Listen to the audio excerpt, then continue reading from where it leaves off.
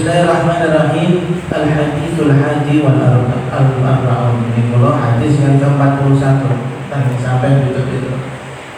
An Ibnu Abbas radhiyallahu anhuma qala. Betul ya? An Ibnu Abbas diriwayatake saking sahabat Abdullah ibn Abbas radhiyallahu anhuma qala. Dawuh sinten sahabat Abdullah bin Abbas. Dawuh ngeten. Lama syadda nalikane tambah banget. Lama syadda nalikane tambah banget, tambah kuat. Bin Nabi kelawan Nabi Muhammad sallallahu alaihi wasallam. Sing tambah kuat apa nih? Waja'uhu, apa gerahe Kanjeng Nabi. Allah, Kanjeng Nabi mengalami sakit. Waja'uhu, apa gerahe Kanjeng Nabi. Qala, dawuh sinten Kanjeng Nabi, iduni bi kitabin aktub lakum kitabah la tadillu ba'dahu. Itu padha nekakno sapa sira kabeh. Itu padha nekakno sapa sira kabeh ni ing ingsun. Ni ing ingsun bi kitabin kelawan buku ngoten. Kitab di sini bukan kitab Al-Qur'an tapi buku yang masih kosong halamannya. Bi kitabin kelawan buku aktub nulis sapa ingsun. Aktub nulis sapa ingsun lakum kanggo sira kabeh. Kitaban ing kitab la tadillu kang ora bakal sesat sapa sira kabeh. La tadillu kang ora bakal sesat sapa sira kabeh, sasar sesat ba'dahu ing dalem sak ba'dane kitab. Ba'dahu ing dalem sak ba'dane kitab. Faqala mongko dawuh Umaru matur ngoten. Faqala mongko matur Umaru sinten Sayyidina Umar radhiyallahu anhu. Umar bin Khattab. Matur ngene. Inna nabiyya saat temene Kanjeng Nabi Muhammad sallallahu alaihi wasallam ghalaba iku ngalahake. Ghalaba iku ngalahake hu ing Kanjeng Nabi. Sing ngalahake apa? Al waja'u, apa gerahe sakite. Al waja'u, apa gerah sakite. Wa indana lan iku tetep ing dalem sanding kita, ngarsa kita kabeh para sahabat, kitabullahi utawi kitabe Allah Ta'ala, yakni Al-Quran. Kitabullahi utawi kitabi Gusti Allah Ta'ala, yakni Al-Quran. Hasbuna iki wonten mubtada ingkang di muqaddar ya. Ai huwa utawi kitab hasbuna iku nyukupi ing kita. Hasbuna iku nyukupi ing kita. Fakhtalafu mongko padha persulayan, beda pendapat sapa para sahabat. Fakhtalafu mongko beda pendapat sapa para sahabat wa katsura lan dadi akeh al-laghatu, apa swara-swara. Al-laghatu ay as-sautu. Al-laghatu apa swara-swara. Faqala mongko dawuh sinten Kanjeng Nabi, kumu padha ngadeka sapa sira kabeh. Kumu padha ngadeka sapa sira kabeh anni adoh saking ingsun. Anni adoh saking ingsun. Wala yambaghi lan ora sayukjo. Wala yambaghi lan ora sayukjo indi ing dalem ngarsa ingsun Kanjeng Nabi. Indi ing dalem ngarsa ingsun. Ngarsa niku ngarep ngene ngarepanku ngoten. Indi ing dalem ngarsa ingsun Kanjeng Nabi Muhammad sallallahu alaihi wasallam. Sing boten sayukjo apa at-tanazu'u apa persulayan. At-tanazu'u apa persulayan. Hadis kalau di Aunul Bari tulisannya al-hadis al-hadi wal arba'un. Hadis yang ke-41 yang masih berkaitan dengan kitabul ilmi. Jadi sebelum kita masuk ke situ, kemarin ada keterangan sedikit yang kurang. Kalau hadis yang sebelumnya, famang qutila fahuwa bi khairin nadharaini. Barang siapa yang dibunuh, maka ahli waris memiliki dua pandangan pilihan yang terbaik. Ini kasusnya adalah orang yang dibunuh secara napa? Napa amdan napa boten? Nek dalam fikih. Sengaja napa boten sengaja? Dalam sengaja nggih, leres. Leres ngoten nggih. Jadi itu kalau di zamannya Bani Israel bagaimana? Mas Junas tadi kita ngaji. Mau sengaja tidak sengaja tetap di qisas. Tapi khususnya umatnya Kanjeng Nabi Muhammad sallallahu alaihi wasallam itu ada diskon.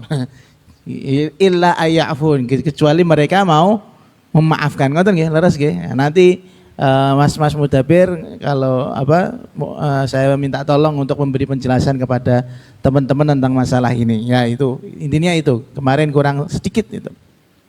Bon, kita lanjut. Hadis yang selanjutnya diriwayatkan dari Abdullah bin Abbas dan ini sebenarnya masih ada terusannya. Dan terusan hadis ini agak mencengangkan. Karena ada dawuhnya Sayyidina Abdullah bin Abbas itu dawuh secara sharih, terusannya itu gini. Innar raziyata kullar raziyah ma hala baina Rasulillah sallallahu alaihi wasallam wa baina kitabihi. Musibah paling besar itu ketika Kanjeng Nabi mau nulis wasiat, nulis kitab untuk umatnya tapi dialang-alangi. Nah, ini nanti kita bahas. Kenapa hadis ini masuk ke kitabul ilm. Jadi kata Sayyidina Ibnu Abbas ketika itu Kanjeng Nabi sudah mulai terlihat sakitnya. Jadi Kanjeng Nabi itu memang mengalami fase sebelum kapundhut itu sudah memberi tanda-tanda kesehatan tubuhnya, kesehatan beliau itu agak menurun. Sampai-sampai dikatakan tidak bisa ngimami sholat jamaah. Hingga akhirnya ketika agak semangat bisa sholat jamaah lagi, ternyata imamnya sudah siapa? Sayyiduna Abu Bakar. Dan Abu Bakar takhallaf, kemudian beliau mundur min ta'addubihi, karena beliau bersopan santun. Pokoknya itu masalah lain. Intinya Kanjeng Nabi itu meninggal tartib. Ya, tartib sudah diketahui dan beliau memang kondisinya sudah semakin kritis.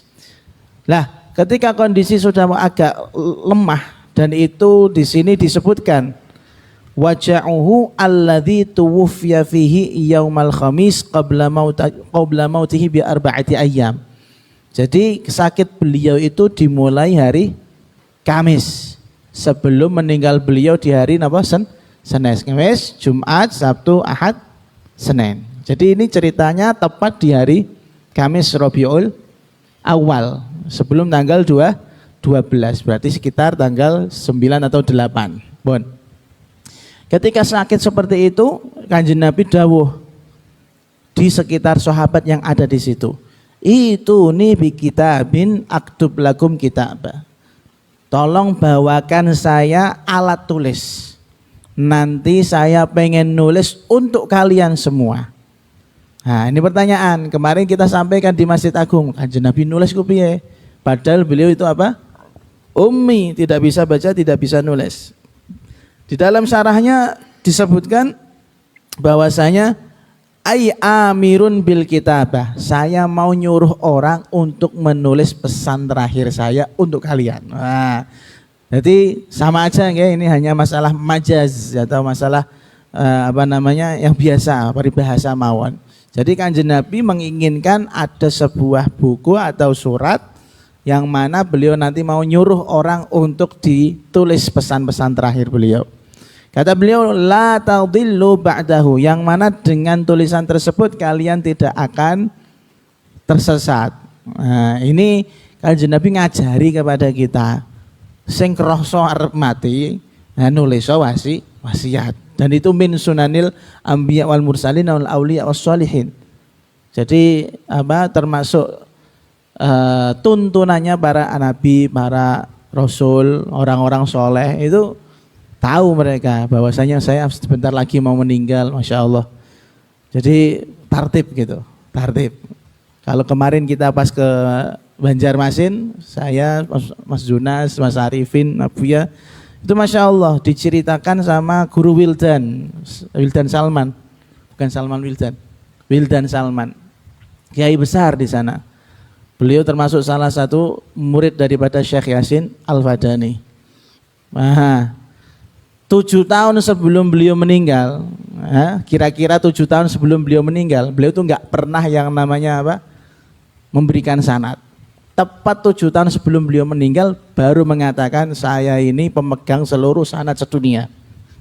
Setelah mengumpulkan sekitar ratusan, 350 musalsal sedunia. Kata beliau, musalsal di dunia ini ada sekitar 350-an buah musalsal macam-macam ya.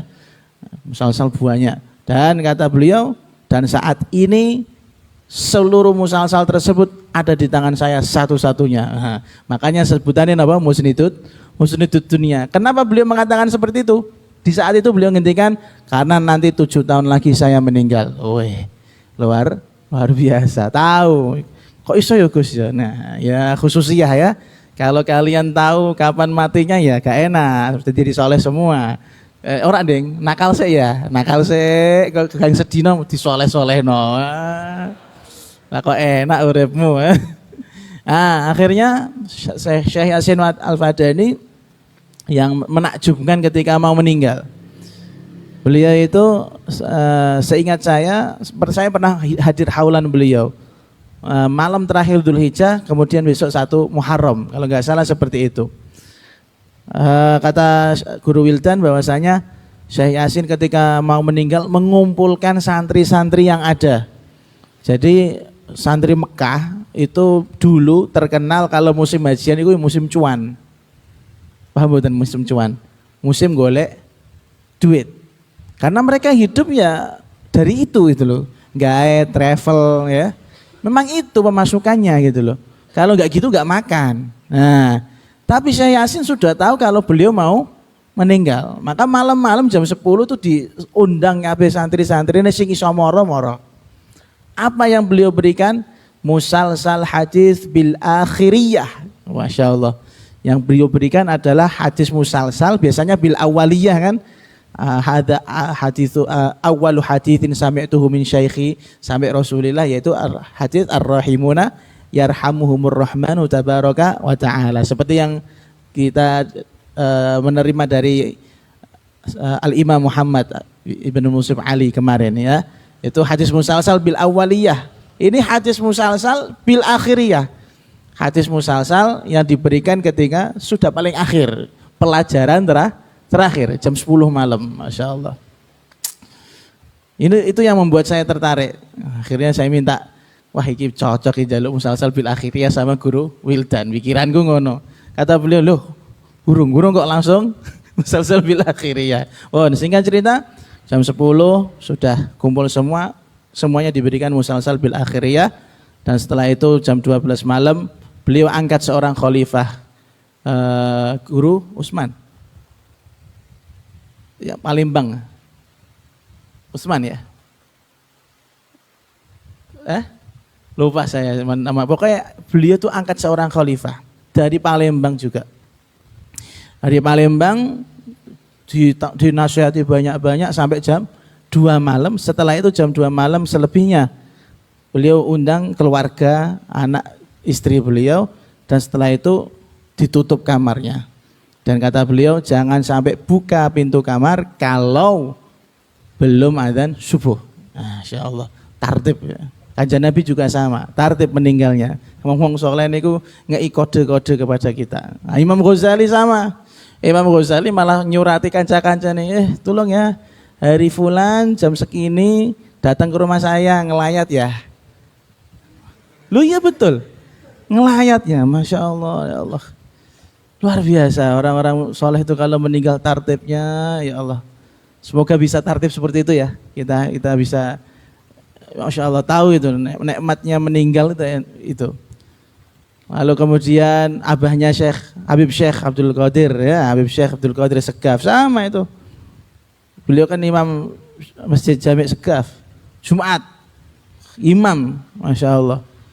Dan katanya terakhir ketika mau sholat itu beliau mandi selama-lamanya, suwi banget aduse sirame. Sampai pakai wangian yang sewangi-wanginya. Pas sujud kapundhut, Masya Allah. Bahkan sebelum meninggal, sebelum sholat Jumat itu ada Habib siapa dipanggil, kamu harus di belakang saya. Nanti kalau saya mati, kamu yang gantikan langsung ke depan. Kan bingung toh. Bayangkan ngimami sholat meninggal, terus kira-kira sholatnya bubar apa terus no? Nek sampean bubar, karena nggak tahu ilmunya kan gitu kan. Ini Habib sudah tahu, ini dikasih tahu, nanti saya meninggal, mau meninggal ini. Nanti kamu kalau terlihat saya tidak bergerak, langsung maju, gantikan saya menjadi badal imam. Masya Allah, tartib, urut. Masuk kayak Imam Ghazali ngechat kancane, aku meh mati. Aku meh mati apa dino iki moro, Masya Allah. Nikmat ya mereka itu kalau meninggal. Makanya orang-orang saleh kalau meninggal itu bayangannya adalah Rasulullah sallallahu alaihi wasallam. Ya nafsu tibi bil liqa ya aidu qarri ayuna hadza jamalul Mustafa anwaruhu lahat lana. Artinya itu dalam, ya nafsu tibi bil liqa, wahai jiwaku, nyawaku, tenanglah sebentar lagi ketemu. Ya ainu qarri a'yuna, tenanglah wahai hatiku, sebentar lagi ketemu sama Rasulullah sallallahu alaihi wasallam. Lihat hadza jamalul Mustafa. Allah. Ini Rasulullah sudah mau hadir, menanti nyawamu dicabut. Anwaruhu la hadrana. Allahumma rzuqna hadzal nur insyaallah. Ya Allah. Jadi orang meninggal itu kalau orang soleh tuh seneng ya. Sayyidina Ibnu Abbas rawi ini kalau nggak salah, ya kalau nggak salah itu keluarganya ya torib, geger, nangis geger gember ngeti abahe mbahe ajeng ngapun kabundut. Sawenene kabeh, kowe kepiye? Aku arep mati kok malah do nangis. Ayo fatrobu, goyang kabeh, gerak semuanya, senenglah. Karena apa? Karena besok analqal ahibbah, besok saya akan ketemu dengan orang-orang yang kukasih yang telah mendahului, yaitu Rasulullah sallallahu alaihi wasallam. Makanya benar, ala inna auliya Allah la khaufun alaihim wa la hum yahzanun. Allah. Bon. Tapi kan Nabi berbeda kasusnya. Sing diingat adalah umat modelan awak dhewe. Maka ini kata beliau, itu nih fi kitabin, tolong datangkan saya alat tulis. Saya mau nulis wasiat yang mana dengan wasiat tersebut la tadillu ba'dahu. Masya Allah, wong gerah ijek mikirno umate. Umat bukan istri beliau, bukan anak beliau, bukan harta beliau. Kanjeng Nabi kere kok ya. Kanjeng Nabi fakir, enggak punya apa-apa. Nah, Kanjeng Nabi masih ingat kita. Lalu kemudian di kondisi yang seperti itu, Masya Allah, fitnatu Sayyidina Umar, kecerdasan sikapnya Sayyidina Umar melihat kondisi Kanjeng Nabi yang saat itu parah. Apa? Faqala Umar, inna nabiyya sallallahu alaihi wasallam ghalabahul waja'u wa indana kitabullah fahasbuna. Ketahuilah kondisi Kanjeng Nabi sudah parah seperti ini. Kok masih mau repot-repotnya kalian mau nyiapin apa? Tulisan terus kalian mau nulis wasiat beliau. Udah jangan. Kalaupun wasiatnya tuh paling isinya sama juga dengan yang ada di Al-Quran. Sudah diterjemahkan semua oleh Al-Quran. Cukup Al-Quran sebagai sangu kita. Nah gitu loh maksudnya Sayyidina Umar. Bukan menentang. Nah ini min adab. Jadi kalau sampean baca hadis ini awalnya loh kok Kanjeng Nabi njaluk kok malah Sayyidina Umar napa? Nentang mboten. Minta adubihi. Beliau itu beradab. Tapi orang-orang di sekitar beliau fakhtalafu. Mendengar pendapatnya Sayyidina Umar seperti itu, ada yang faham, ada yang enggak faham. Lah sing enggak faham iki nderek geger. Ngoten lho. Fakhtalafu wa kathura al-laghatu.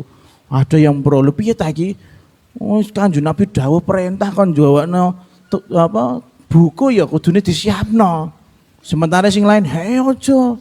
Iki bener Sayyidina Umar omongane." Kenapa? Karena Kanjeng Nabi gerah parah. Sudah enggak usah direpotkan. Kita sebagai umat jangan merepotkan Kanjeng Nabi lah lagi. Geger itu. Tapi gegernya ya jangan dikira sampai tukaran buatan. Pokoknya ada suara-suara yang agak keras. Sehingga Kanjeng Nabi qumu anni wala yanbaghi indi at-tanazu. Yes. Bubar. Geger ning ngarepan kok ora oleh. Jangan aneh, awak lagi loro kok malah do geger. Nah, terusannya ini yang agak mencengangkan. Jadi karena geger-geger inilah pro Sayyidina Umar sama yang kontra Sayyidina Umar, akhirnya Kanjeng Nabi tidak jadi menulis wasiat. Makanya Sayyidina Ibnu Abbas menurunkan hukum, termasuk beliau yang kontra. Apa? Kata beliau, innar raziyata kullar raziyah ma hala baina Rasulillah sallallahu alaihi wasallam wa baina kitabi. Wes musibah paling gede ya iku pas kejadian ketika Kanjeng Nabi jaluk napa? Kertas, jaluk alat tulis tapi ora dituruti. Beliau menganggap Sayyidina Umar salah. Maka di sini para ulama memiliki pandangan tersendiri. Mereka mengatakan bahwasanya anna Umar afqahu min Ibni Abbas fi hadhil masalah. Untuk masalah ini, walaupun Sayyidina Ibnu Abbas dikatakan bahwasanya beliau mufassir, ya ahli tafsir, yang mana didoakan Kanjeng Nabi khusus wa'allimhud takwil, didoakan khusus ahli tafsir, tapi untuk masalah ini Umar afqah, lebih cerdas, lebih pinter. Makanya para ulama ngetokke hadis niki. Bukan menunjukkan pertikaian para sahabat di hadapan Kanjeng Nabi, boten. Tapi tujuannya iki lho. Ada adab yang diselipkan oleh Sayyidina Umar di masalah ini. Pinter iku rak cukup, tapi kudu duwe toto. Kita nggak ngatakan Ibnu Abbas nggak duwe toto, ndak. Dalam masalah ini yang lebih benar dan yang lebih cocok dengan kondisi saat itu adalah sikapnya Sayyidina Umar bin Khattab. Apalagi Sayyidina Umar Thaniyatna ini fil ghar, kemudian beliau salah satu yang mengawani Kanjeng Nabi naik ke gunung Uhud. Masya Allah. Jadi dalam masalah ini Sayyidina Umar, gak ngomong tafsir loh ya, dalam masalah ini Sayyidina Umar afqah.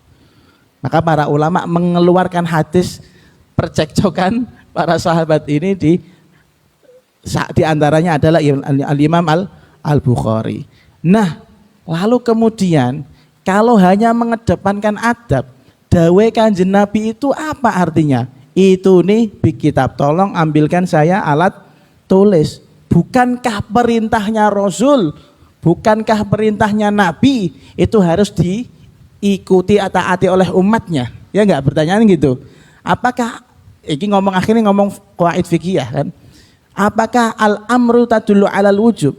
Apakah perintahnya Kanjeng Nabi itu menunjukkan kewajiban umat saat itu untuk mendatangkan alat tulis? Kata para ulama, lah, enggak seperti itu. Yang zahir, yang jelas bagi para ulama kondisi tersebut itu karena kondisi kekhawatirannya Rasulullah SAW terhadap umat ini. Paham betul? Beliau itu melang-melang, paham nggak sampean? Kita sudah tahu bahwasanya di hadis hadis haji wada, Kanjeng Nabi pidato, Kanjeng Nabi khutbah dan meminta kesaksian daripada para sahabat saat itu. Kanjeng Nabi nanya, apakah aku sudah menyampaikan wahyu Allah kepada kalian semua? Jawab mereka, bala, nggih Kanjeng Nabi. Apakah saya menyembunyikan ilmu yang harus saya sampaikan kepada sampean semua? Jawab para sahabat, tidak Kanjeng Nabi. Ya enggak? Allahumma fasyhad. Ya Allah, mereka sudah bersaksi, maka saya minta jenengan juga bersaksi dengan kesaksiannya para sahabat yang ada di depan ini. Tapi kapundhute ijek kepikiran umat. Berarti kekhawatiran yang berlebih. Sementara sudah disiapkan semua. Makanya di sini dikatakan al-amru la yadullu 'alal wujub. Perintah yang ada di sini tidak menunjukkan kewajiban. Karena ada korenah, ada korenah niku napa istilahnya? Alasan-alasan yang menunjukkan bahwasanya perintahnya Kanjeng Nabi di sini bukan berarti kewajiban, tapi berangkat dari rasa kekhawatiran. Yang mana kekhawatiran itu tersebut sudah ada jawabannya. Apa itu? Al-Qur'an. Maka di sini dikatakan Sayyiduna Umar afqah min Sayyidina Ibnu Abbas.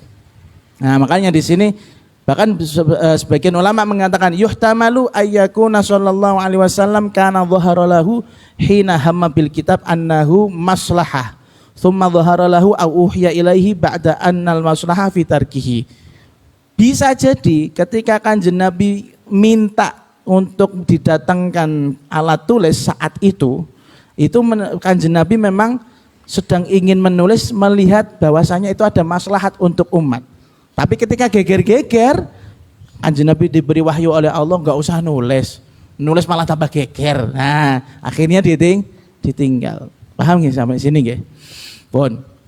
Tapi yang unik ya tadi yang kata-katanya Sayyidina Ibnu Abbas, innar raziyata kullar raziyah mahala baina Rasulillah sallallahu alaihi wasallam baina kitabi. Musibah terbesar yaitu ketika Umar ngalang-ngalangi sinten Kanjeng Nabi nulis wasiat. Nah, maka di sini ulama beda pendapat tapi lebih condong bahwasanya saat ini di kondisi ini Sayyidina Umar lebih cerdas, lebih ta'adub, lebih punya sopan santun. Mesti siapno Kanjeng Nabi, Quran ada, terbukukan dengan baik, hufadzul Quran juga ada, ahli tafsir juga ada, ahli fikih sudah ada, murid-murid sudah siap meneruskan perjuangannya Rasulullah. Apalagi yang harus dikhawatirkan oleh Rasulullah, kan gitu loh maksudnya.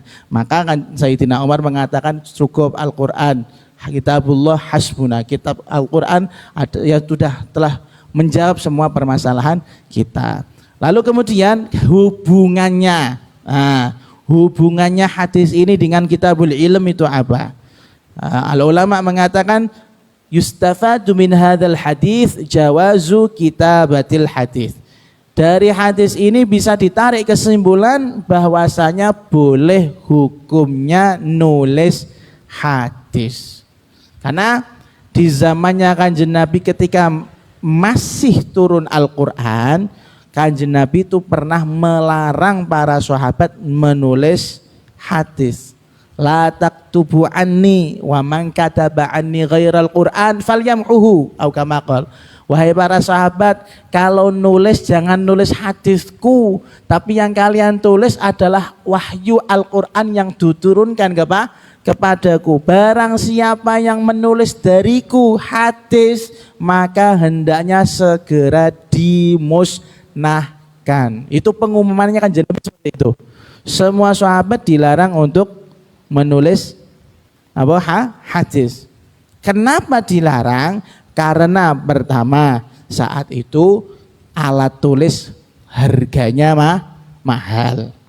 Kedua, Takut kalau Al-Quran sama hadis dicampur jadi satu, akhirnya orang nggak tahu mana yang Al-Quran, mana yang hadis. Karena nulisnya ngawur-ngawur, tenggine tembok, tenggine watu, tenggine tulang belulang, tenggine glugu kormo, pokoknya sakat cekele ditulis.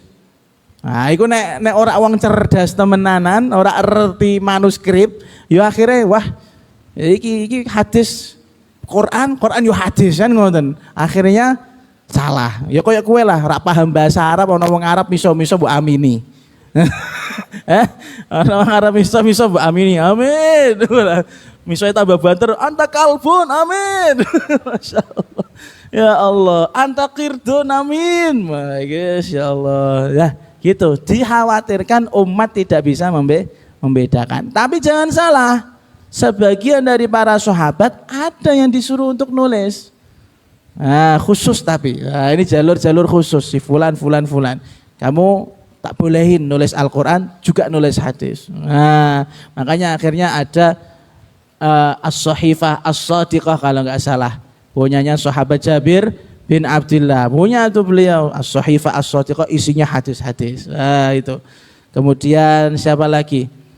Sayyiduna Ibnu Abbas juga nulis. Sayyidina Ibnu Abbas juga nulis, dan beberapa sahabat yang lainnya. Sahabat Abu Bakar juga nulis, Masya Allah itu. Sahabat Abu Bakar menulis sampai sekitar 500 hadis, pas jadi khalifah malah dibakar. Biasa. Wah, itu akeh ilmu sing ilang itu.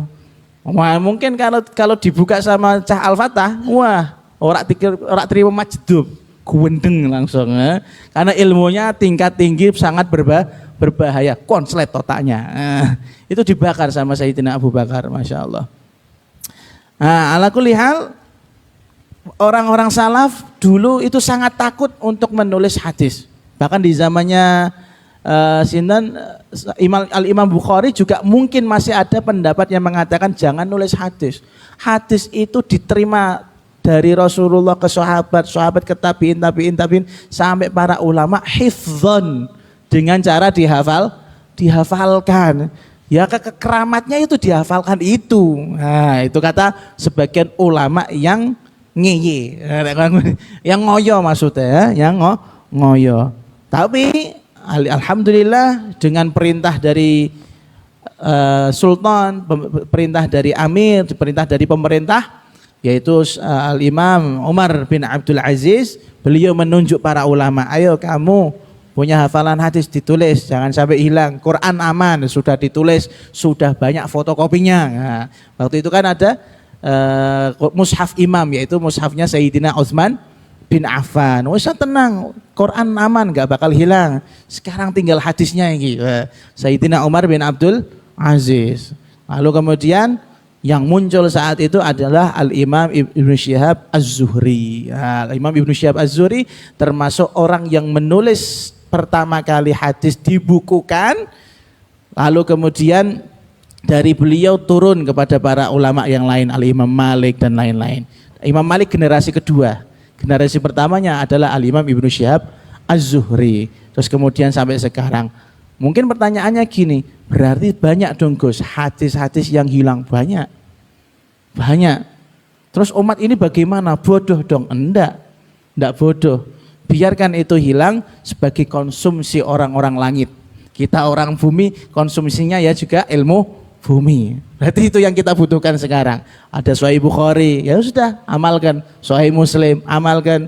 Tirmidzi, Nasa'i, Ibnu Majah. Ala wong tajridus sore ora hatam kok arep buka sing liya-liyane nggih.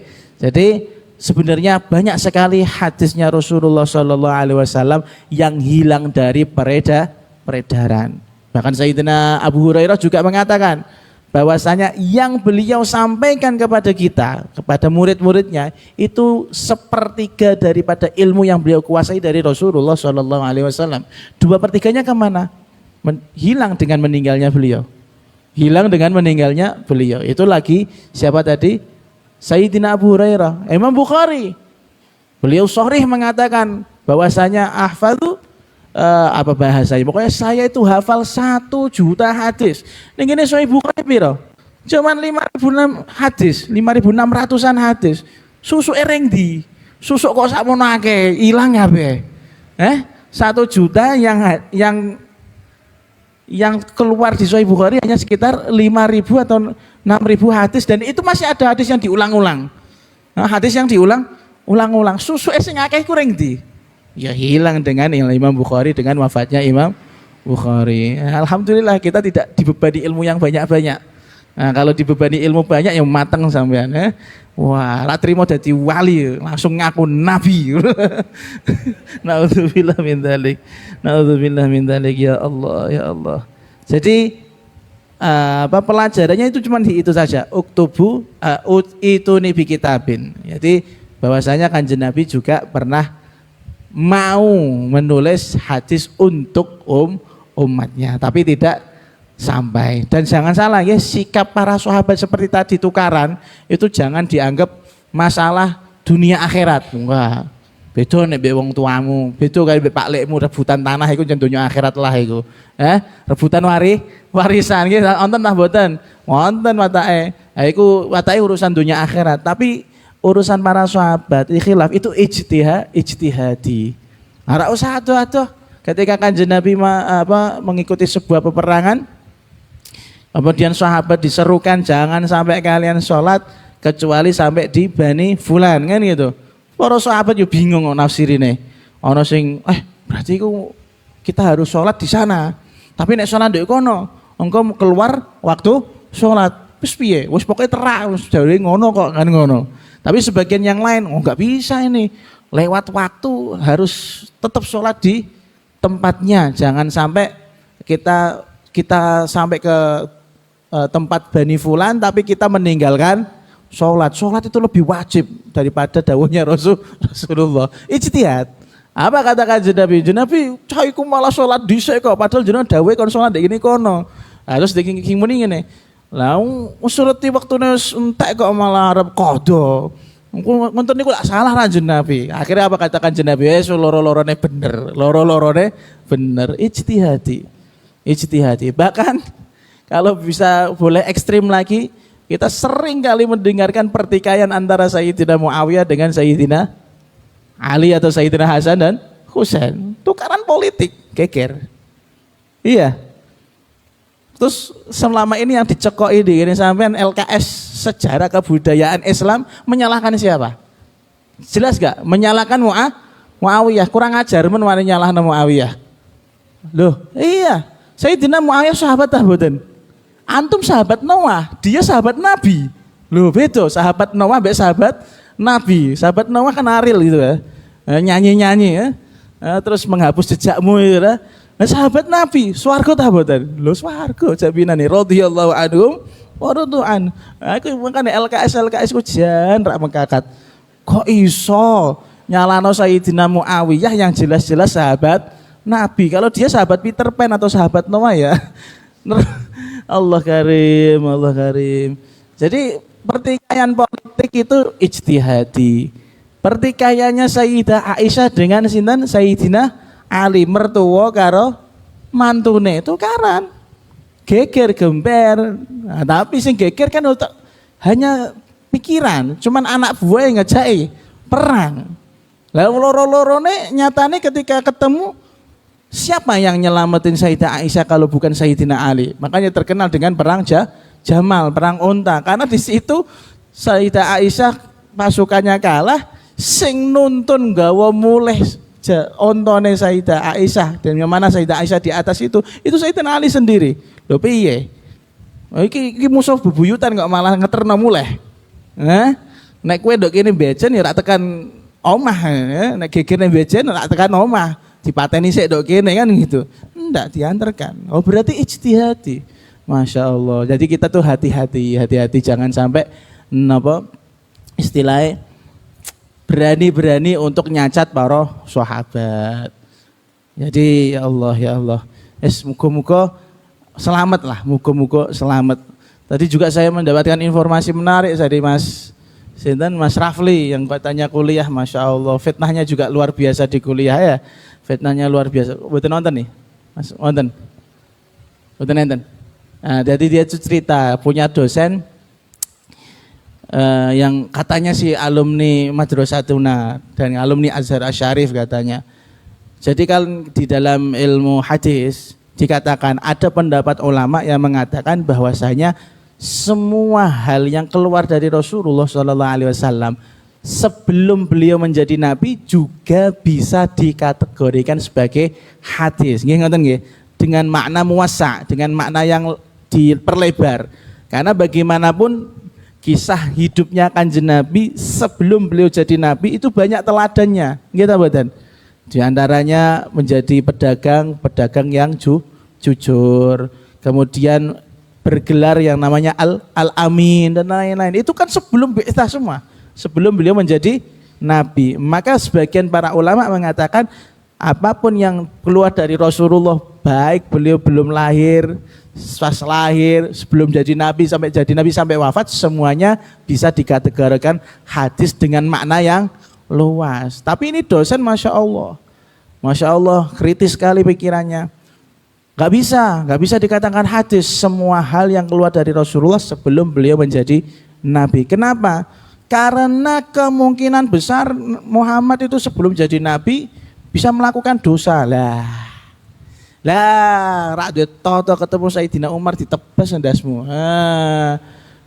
Kemudian ini ya Allah katanya ahli ilm, ahli hadis, tapi ngomong saenake cangkeme dhewe. Jarene kemungkinan bisa melakukan dosa. Lah kok iso dadi nabi kan gitu kan, ada verifikasinya, ada syarat-syaratnya. Kan gitu. Sampeyan delok cerita kabeh nabi-nabi, apakah ada yang berangkat dari ahli maksiat? Tidak ada. Loh, kalau waliullah, nah ini ngomong wali, saya merasa ahli maksiat bisa ini. Bisa jalur CPNS, jalur senam PTN. Atau apa? Bisa. Kalau wali, ya, karena wali itu ada yang makomnya kasbi, ada yang makomnya wahbi. Makomnya kewalian itu ada yang bisa ditempuh dengan cara riyadhah atau ditempuh dengan cara usaha dan ada yang wahbi yang yes, nurun ngono ae. Tapi nek nabi kan mboten. Lah kok iso-isone cangkem elek iku muni ngono. Muhammad itu sadurunge dadi nabi ku kemungkinan bisa bermaksiat. La ilaha illallah Muhammadur Rasulullah sallallahu alaihi wasallam. Muga-muga dia iso taubat ngono ae. Aku saking greget itu njen nabi ora usah ditemoni wong model koyo ngono iku ngono. Allah karim, hati-hati. Jangan sampai nyacat Kanjeng Nabi. Jadi gak sepatutnya kalau dia Allah karim malah tekan dindi. Ala kulli hal adab dan di sini Sayyidina Umar mengajarkan kita ke adab. Sampeyan ngerti ya Buya saya, nek sowan ngapunten iki biasane sing keliru-keliru. Sowan wis ketok suwaya rak kersa ngendikan, mbok jak ngobrol. Yo judi jak ngobrol. Tapi alhamdulillah Al-Fatah gak ono. Tapi dek wingi ya Om Zun ya. Kita di sana, di tempat sana itu aku takutnya wong ndelok ngomong coba ayo. Pas dhewe gini kono iku abu ya ketok suwayah, wis ketok saya rak karuan. Wonge njaluk ijazah ring Abu ya, setoran wong pira? 12. Wengi-wengi jam 10 ya Allah saiki Abu ya wis kudu mulai iku. Ya Allah, mboten masalah bisyarah saja tabanya. Tapi tolong tahu adabnya gitu. Seperti kemarin alhamdulillah saya salut betul dengan sampean semua ketika Al-Imam Muhammad rawuh di tengah-tengah kita, Masya Allah. Lihat adab tuh, baru itu foto yang di Al-Fatah itu mobil mawon sampean kanan kiri, tidak berani menyerbu. Nek dindi Al-Imam Muhammad itu postingannya diserbu ya. Postingannya serbu, kesel-kesel, capek-capek, isanggel guyu sak iso-isone, direbuti astane. Tapi di sini Masya Allah, beliau terlihat nyaman, ya itu namanya adab. Nah, dan nadrohnya orang-orang seperti itu kan nadroh ridho, seneng weh Masya Allah cah kene reti ora rebutan, ngepenakno aku lho ngoten niku lak nyenengno wali to. Wis Masya Allah bocah Al-Fatah kabeh untuk barokah Kanjeng Nabi. Oh dan Masya Allah. Bahkan besok teng swarga, muga-muga nggih, muga-muga kumpul ning swarga. Kalaupun saya dikasih tiket VIP teng ngene ngajeng mboten desel kula kok sik gurune kula ning ngarep tah dereng. Nek guru niku ning ngarep aku dijak anik Ta'al. Nggih, siap. Harus disebut dulu. Zidan Ta'al, nggih, siap. Jikono sandal, nggih. Terus apa meneh? Mas Arifin Ta'al, nggih siap Sayyidi. PS, ya siap. Nanti kalau setelah ujian monggo PS ra apa-apa. Ngoten ya Allah, adab. Sayyidina Umar ngajari adab kepada kita. Wong galake koyo ngono reti tata. Sing mau dosen ora reti tata. Cangkem elek tenan ya Gusti. Naudzubillah min dzalik. Al hadits tsani wal arba'un an Ummi Salamah wallahu a'lamu bissawab. Nah, memang ini Pondok Al Fatah itu sing diajari nggih tata, adab, mboten liya-liya wis ra aneh-aneh. Sampeyan keluar dari sini beradab, Masya Allah. Dan saya harap setelah ini konco-konco ngeprint daripada kitab Miftahus Sa'adah, nanti kita kaji pas napa liburan tapi off cam. Nah, jangan sampai on cam. Kalau on cam bahaya ya. Ada wahyu langit ini, bukan wahyu langit, ada informasi langit ini yang nggak bisa dibocorkan kepada khalayak umum. Nah, nanti kita akan baca pelan-pelan kenapa kitab itu keluar, kitab risalah itu keluar demi tahu betapa bobroknya kita. Nah, betapa bobroknya kita tidak bisa mengikuti sistem, tidak bisa mengikuti aturannya wong zaman saiki. Makanya dia gini santri-santri sing dadi pengurus sering diseneni. Semuanya mimbabil adab karena pengen piye carane bocah duwe tata sing apik. Dan sebelumnya kemarin sudah saya sampaikan kepada Mas Hida, nanti kalau pas Maulidan terpaksa singkat silahkan dimiliki. Silahkan dimiliki seperti kata Imam, aku arep nahan-nahan wis ra iso iki. Silahkan ada Mujmal Mukhtasar, yaitu Maulid Simtud Duror yang di ringkesnya oleh Al-Munsif Ali. Nah, itu silahkan diamalkan ketika waktu kepepet. Seperti kadang di gini tempatnya Habib Muhammad Idrus kan kadang kebarengan karo ibu-ibu. Nah, itu bisa diamalkan. Nah, monggo diamalkan. Wallahu a'lamu bishawab.